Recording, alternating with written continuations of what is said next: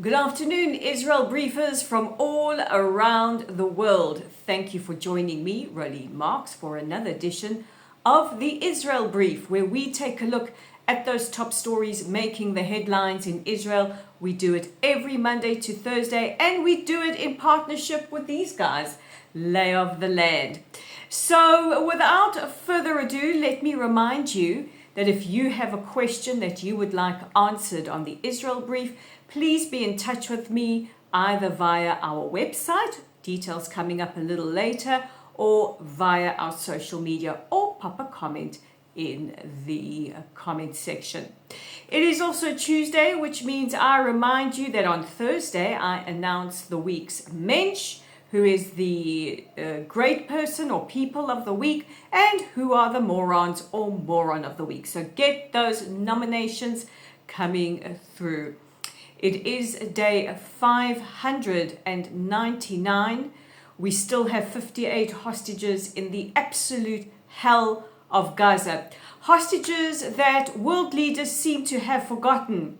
We have heard in recent days a lot of criticism leveled against Israel for our expanded military campaign in the Gaza Strip, for the various issues around humanitarian aid, which I'm going to address in this edition of the Israel Brief. But what we have not heard, not a word, not from Chancellor Kurz, not from Anthony Albanese, not from Keir Starmer, not from Mark Carney, not from Emmanuel Macron, despite his wife seemingly having fisticuffs with him yesterday. We have not heard a word.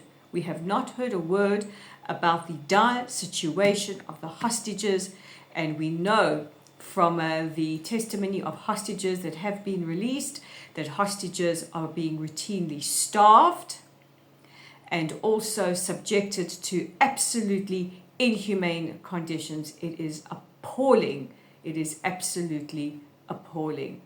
That being said, let's take a look at today's headlines, and we begin with the White House putting forward a new ceasefire proposal that would see 5 living hostages released at the beginning and 5 living hostages released at the end of a 60-day truce. Now, nothing has been mentioned about returning the remains of hostages that are deceased, either having been killed on the 7th of October and their bodies taken captive by barbarians who take the corpses of people they murdered captive, or who have been murdered in captivity. Now, this deal also includes expanded aid into the Gaza Strip. Hostage families have condemned the terms of this. Now, yesterday there were conflicting reports in various media, some saying that Hamas had agreed to the Witkoff proposal. This is the proposal that Israel agrees to. However, Steve Witkoff, who is the White House special envoy to the Middle East, says that the response coming from Hamas has been disappointing and completely unacceptable. He accused the terror organization of using back channels to try and readjust the proposal terms. Meanwhile, Prime Minister Netanyahu has come under a lot of criticism from the hostage families for releasing a statement last night where he said he would have news about the hostages either today, meaning last night, or tomorrow, meaning today. The hostage families have accused the Prime Minister of psychological torment because we have had no indication, no statement forthcoming. COGAT, which is the unit of the IDF responsible for the coordination of aid into Gaza and the territories, have clashed with UN Relief Chief Tom Fletcher for the second time in a week. If you recall, Fletcher put out that ludicrous statement last week accusing Israel of starvation that would see 14,000 babies die within 48 hours. Now, this was retracted by the United Nations. Those babies are still alive. However, the lie went around the world quicker than the truth could put its pants on, and celebrities, including Katie Couric, Stanley Tucci, and many, many others, tweeted out those comments. This was an absolute blood libel that has been retracted by the UN. Well, the latest clash comes courtesy of Fletcher last night, who in an interview with Christiane Amanpour on CNN said that there were 10,000 trucks standing on the border of the Gaza Strip waiting to go in. Now, I think it would be conspicuous if we saw 10,000 trucks. I think that would be widely covered by the news. However, Colgate smacked back, saying that there is no such thing as 10,000 trucks on the border. There are, however, they said, hundreds of trucks on the Gaza side of the border that the UN have not collected, despite the many safe routes that the IDF has set up for aid distribution.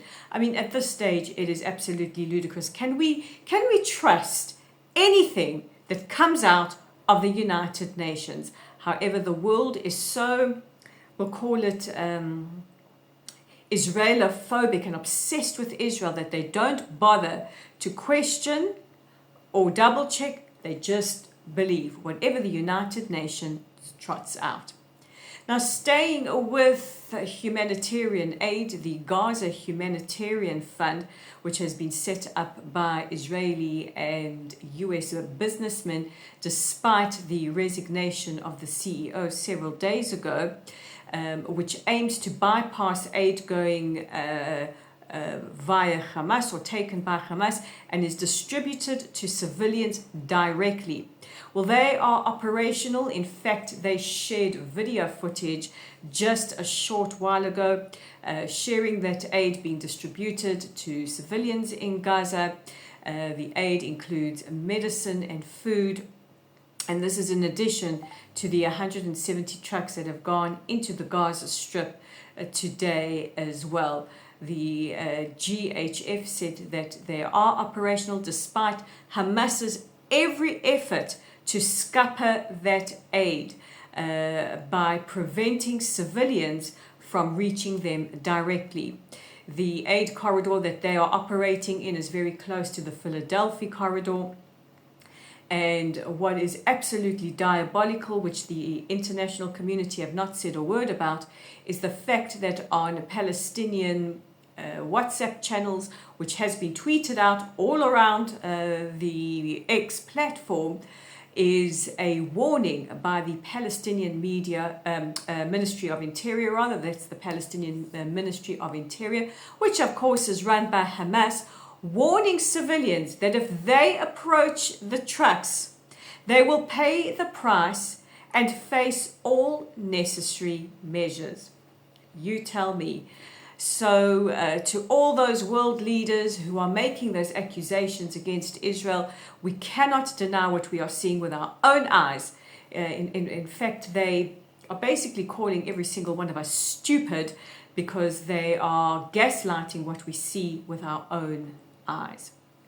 And finally, 2 ballistic missiles fired by Iranian-backed Houthi rebels were fired at Israel this morning. Both were shot down by the Israeli Defense Forces Air Defense Array. Now, the Houthis have been firing hundreds of missiles since the 7th of October, despite the fact that we share no border and we share actually no issue with the Houthis. What is also remarkable is we have had no UN resolutions and no international condemnation. So those are our top stories today, and today's question comes courtesy of Hillary Gordon in Cape Town, who wants to know how a former hostage who was released about now nearly 2 weeks ago, Idan Alexander, is doing. Well, Hillary, I'm happy to report he is doing okay, as much as he can be doing. He has been using his voice wherever he can to advocate for the release of the remaining hostages. However, he is still in hospital.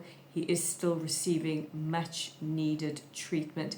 And I don't think people realize that the rehabilitation process for former hostages is very, very lengthy. We just had a thread released by Romy Konen.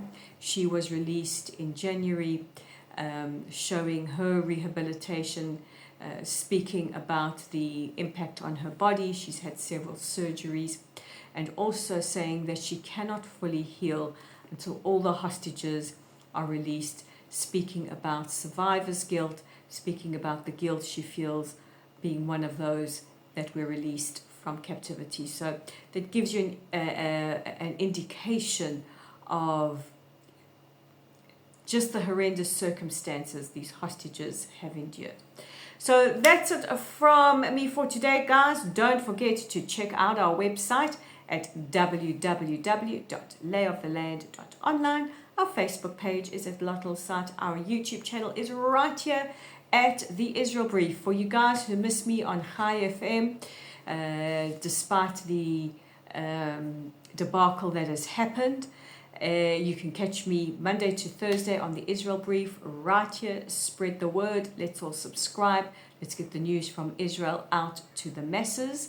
I am on LinkedIn at Rolene Marks, Instagram at Rolene_Marks, and of course on X at Lay of the Land 5. That's me signing off for now, guys. God bless you. I am grateful for you and all your phenomenal support, and I will see you again tomorrow. Take care.